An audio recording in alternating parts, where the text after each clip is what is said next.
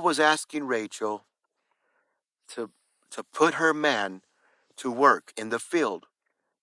And Rachel suggested that Leah and her son, instead of her, Rachel suggested that Leah instead would stay the night and work in the field, instead of herself, Rachel, staying the night with Jacob. Jacob came back from the working in the field, and Leah met him and explained the situation. We come because of the reward of your wages with the mandrakes and of my son, and of my son. And they, all three, Jacob, Leah, and Reuben, and Jacob and Leah, husband and wife, they laid there out in the area, the location where they were working in this field, where this field was located. And God hearkened unto Leah, and she conceived and bare Jacob the fifth son. And Leah said, God hath given me my hire, because I have given my maiden to my husband. And she called his name Issachar. Leah said, God hath given me my hire. God hath given me a benefit, because I gave my maiden to my husband. Because I gave my husband to another woman to be another wife for my husband, God hath answered my prayer. God hath given me a financial blessing. And Leah herself, she bore another son, saying Leah, verse 20, saying Leah, giving God himself a dowry, good this time, giving a man that I have born unto God, I have bore him 6 children, and called his name Zebulun. This is exactly what the Hebrew manuscripts say. But again, the Trinitarians, they completely change the verse. They switch words around, delete words, removed words, and they translate the verse to say, now read Leah here, she's all upset. She's hurt. She's finally had her 5th child. She's actually had her 6th child, and she's still upset. She's still hurt. She's already had 6 kids, and she's still really just tore up inside, and she's just hurt and really being mistreated here. And God hath endued me with a good dowry. Now will my husband dwell with me, because I have bore him 6 sons. Finally, my husband will love me. Finally, my husband will hang out with me. And finally, my husband will dwell with me, because I got 6 sons for him. What they're doing is adding the word dwell. This word does not exist in this passage. Nowhere in this passage has nothing to do, none of this has nothing to do with her husband. Leah was hurt because she was barren. And the verse says in the original manuscript, saying Leah, giving God himself a dowry, good this time, giving a man, that I have bore him 6 children. Again, the Trinitarians are changing all this entire narrative where Leah is saying that she is giving, that God is saying that God himself hath given a dowry. I have borne unto God 6 children. They change the narrative that places the husband in the place of God. Places the husband in the place of God. They totally corrupt and mistranslate this verse. Now will my husband finally love me. Now will my husband finally dwell with me, because I have bore him 6 sons. This is nothing at all what the original manuscript says. This is a total and a complete Trinitarian perversion. And again, they put the husband in the place of God. And they put the sons that and also they put the sons that the once barren wives are claiming to finally have opportunity to have affection, to have union with. Their dreams are being fulfilled. Their prayers are being answered. Their life is coming together. Their happiness is coming into reality. And they put Jacob in the place of the affection, in the place of the affection that his wives are showing for having children. Finally, I have a child. I have a man. As Eve said, I've gotten a man from the Lord. They changed this word man. It's not the Hebrew word husband. It has nothing to do with Jacob. They are perverting this verse. They have to have an anti-polygamy narrative, or it would never work. They would never accept the Bible. They hate the Bible. They hate it. They love the way they find joy, they find pride, they find contentment, and they find a deep pleasure, a deep pleasure in the way that they have perverted. They love to pervert the Bible. They absolutely love it. They, they, they create a narrative that places the husband in the place of God. And also they create a narrative that places the husband in the place of the sons, that these barren women are finally having opportunity to have affection. They're finally, after all this time, finally being able to have a child. And they put Jacob in the place of God and in the place of their sons, as if Jacob is the problem. Jacob has problems. Jacob is a pervert. He is evil. He is wicked. He has an evil heart. He's not right with God. He has a problem with lust. He's a polygamist. He's a pervert. He's got a problem. He has problems. That's what they want you to believe in the Trinitarian faith system. That's what their entire translation is all about. It would be like Trinitarians taking Genesis 4:1. And Adam knew his wife, and she conceived and bare Cain, and said, I've gotten a man from the Lord. This is the same exact Hebrew word the Trinitarians are changing into the word husband. It would be like Eve saying, and she conceived and bare Cain, and Eve said, I have gotten a husband from the Lord. Finally, my husband copulated with me, had intercourse with me. Finally, my husband has laid me down and had romance and spent time with me. And I've gotten a husband from the Lord. Same exact Hebrew word, man. They are thanking God for the man, for giving them a man, a son. It's not the Hebrew word husband. It has nothing to do with the Hebrew word husband. Oh no. This is exactly what they're doing when it comes to a polygamous situation. Eve is here. Finally, Adam pays attention to her. Finally, Adam lays her down and loves on her. Finally, spends time with her. After all his work he's done, he's finally going to take a moment and take a couple minutes to take care of Eve. Finally, he's going to get around. Finally, for the first time, he's going to commit to loving on Eve. And Eve says, I have gotten a husband from the Lord. I got pregnant. I got a husband from the Lord. This is what they're doing with Jacob and his 4 wives. They're re-switching and reshuffling words back and forth, deleting words, adding words, taking words out, deleting the original words, changing the words. Leah was thanking God. Leah was thanking God for the man, just like Eve was thanking God.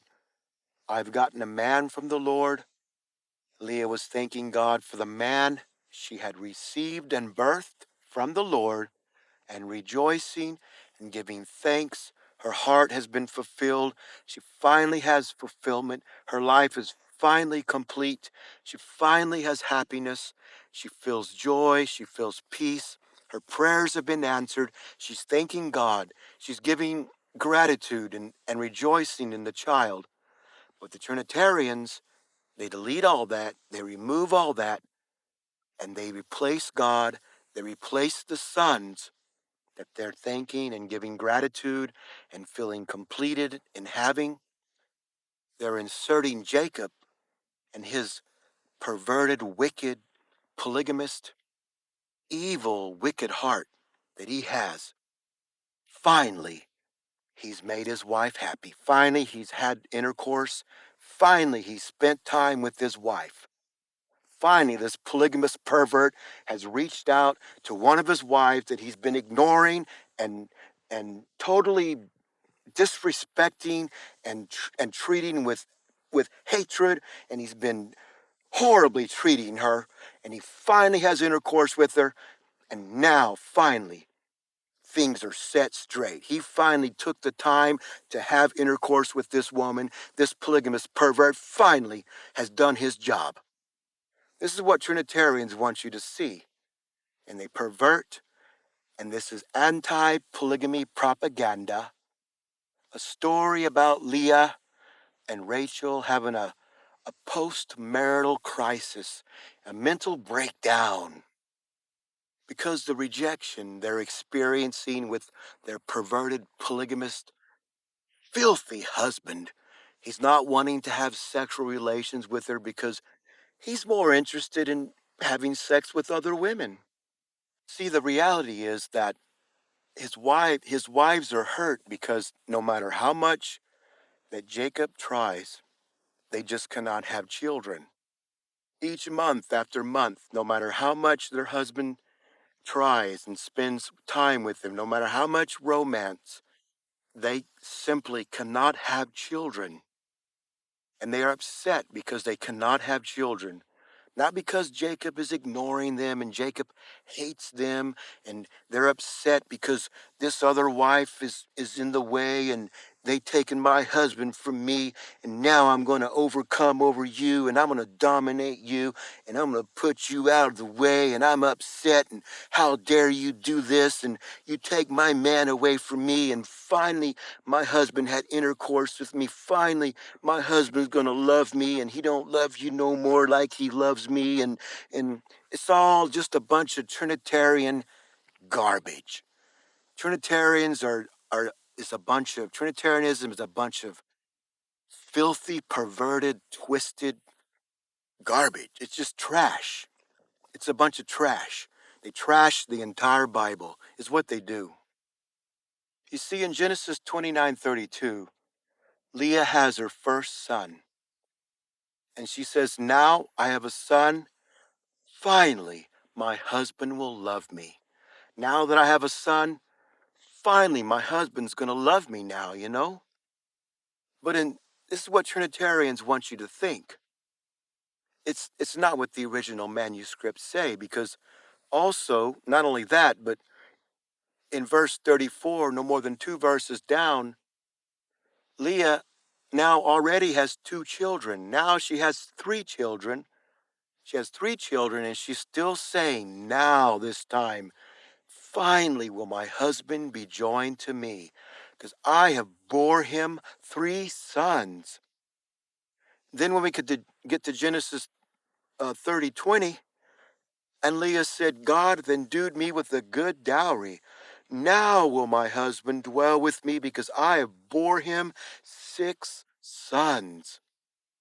This has nothing to do with Jacob not being enjoined, not loving his wife.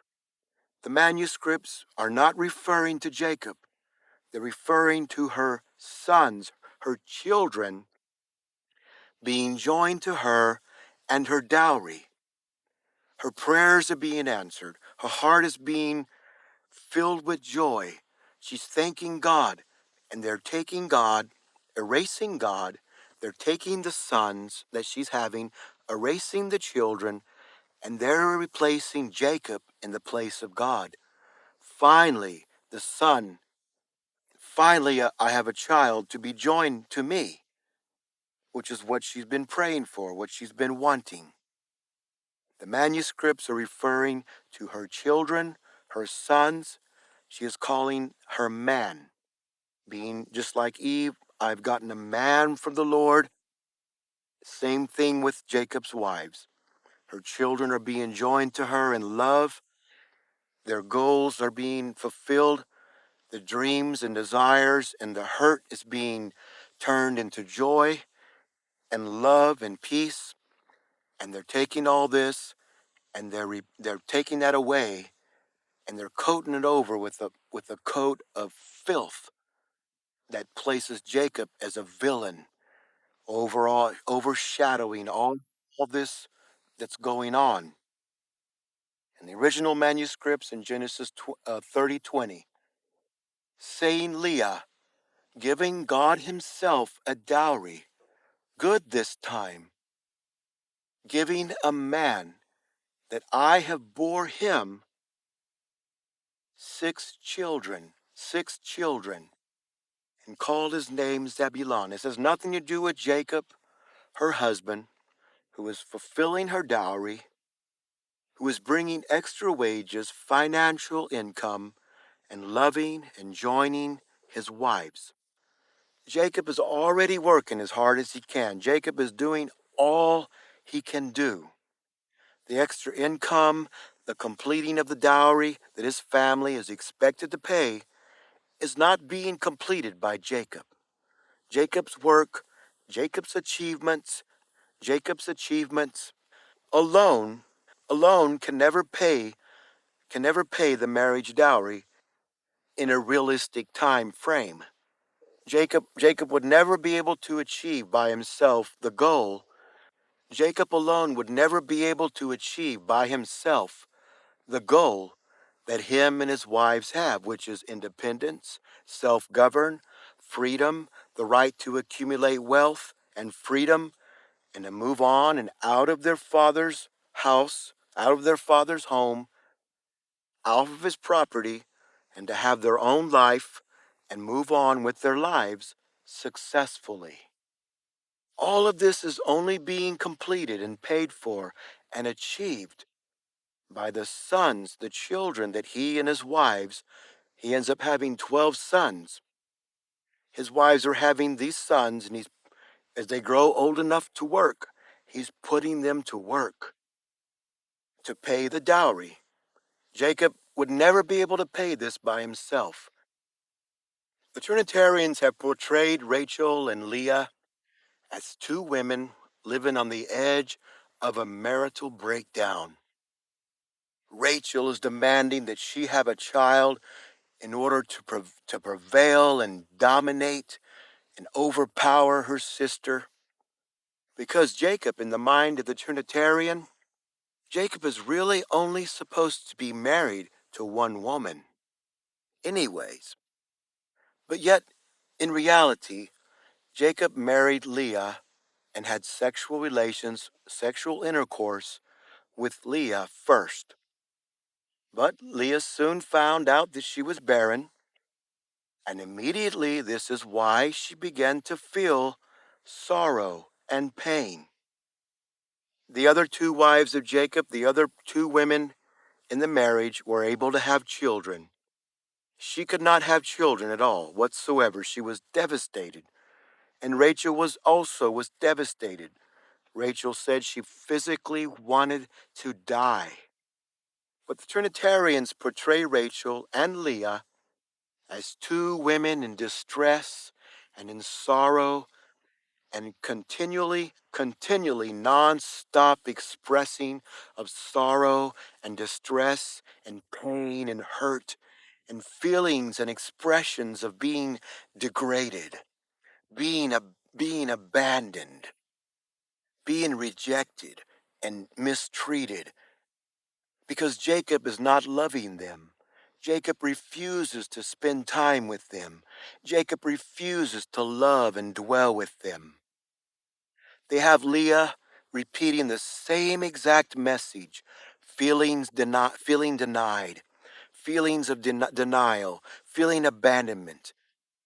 She feels separated from the polygamous marriage over and over, again and again, even to the point that when Leah has six children, Leah has Leah already has 6 sons. This is the total amount that all the other wives have. This is more children than all the other 3 wives have all put together. She has more children than all the other wives put together. And in the Trinitarian translation, she is still hurt. She is still in sadness and sorrow. And Jacob has abandoned her. He will not include her in the marriage. Even to the point she has her last son. She is still hated.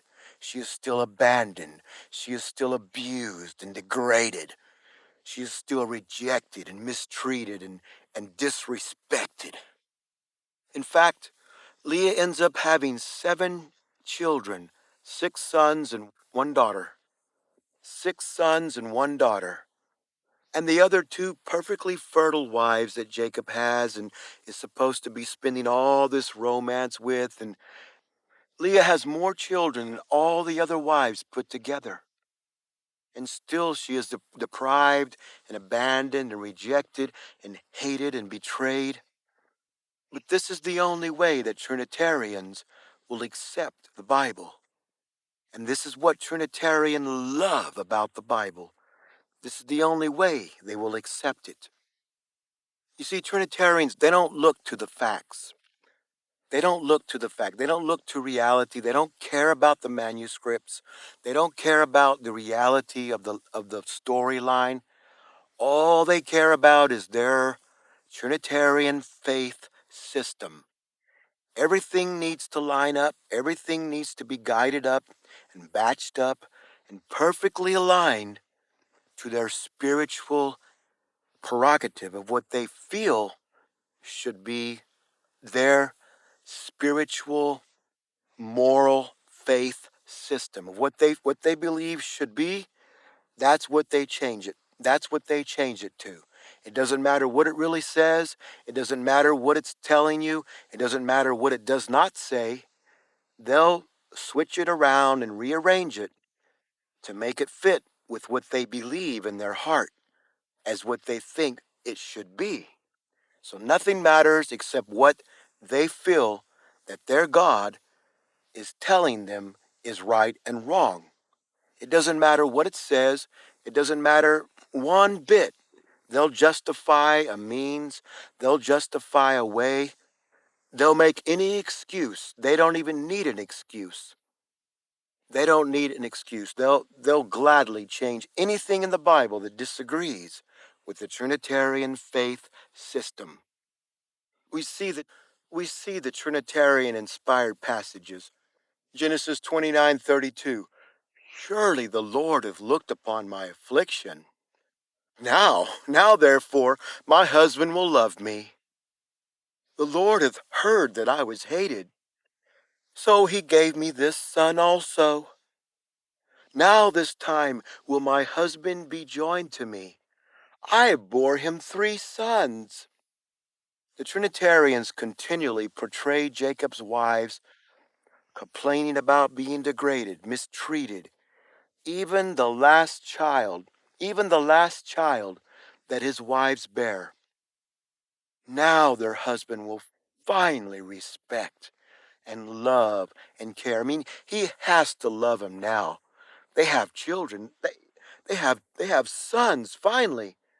If they have sons, surely Jacob will have some goodness in his heart. Surely Jacob will have something in his heart that will like, make him be a good man, and he'll finally be a good guy now. They have kids now. They have children. Finally, he'll come to his senses, and he'll finally, treat his wives with respect. He has a son. He's gonna do okay. If he didn't have the sons, his whole marriage would be totally destroyed. Now their husband will finally respect and love him and care for him and finally be joined to them and and finally, because they have kids now, so Jacob surely he'll respect that. In 29:32 in the original manuscripts it says, conceived Leah, bearing a son, calling his name Reuben, because saying, since seeing Jehovah my misery, as now I love a man. This is exactly what the manuscripts say. Now I have a son, a man, I have this man to love. These are the words of a barren woman who has been barren for so long and has felt so much pain and hurt because having a child was the most important thing to her in her life. This is how some women feel. If they can't have children, their lives, they feel the life is just not worth living. It's just a maternal, natural instinct that women feel. And his wives, their genetics, whatever it was, they were this way. And they're saying, now I have a son. My sons are finally united with me. My sons that I know that I'm destined to have. Now I have children to unite into my family, to become a part of me. They are saying, God hath endued me with a good dowry. Now a man, a son, is united with me. This is what I had been missing my whole life. A man, a worker, a builder, to bring them their freedom. And Leah, she conceived again, and bare a son, and said, now, this time, my man is united with me. And 29:35, she conceived again and bare a son. And she said, now I will praise the Lord. Therefore she called his name Judah. And she left bearing. If you go to the original manuscript, you will find that the Trinitarian translators, the Trinitarian faith system, is a system that is built upon mistranslating and misrepresentation of the original manuscript. And Trinitarians, they don't need an excuse. They don't need to explain anything. They don't need to justify anything. If it don't match up with what they feel, what they think, what they believe, it doesn't matter what the original manuscripts say. They could care less. They hate the Bible. They hate the God of the Bible. They hate the original message in the original manuscript. That is their enemy. And they absolutely are thrilled and love. They are in love and they glory in perverting the Bible. That's their love. That is what they absolutely are in love with.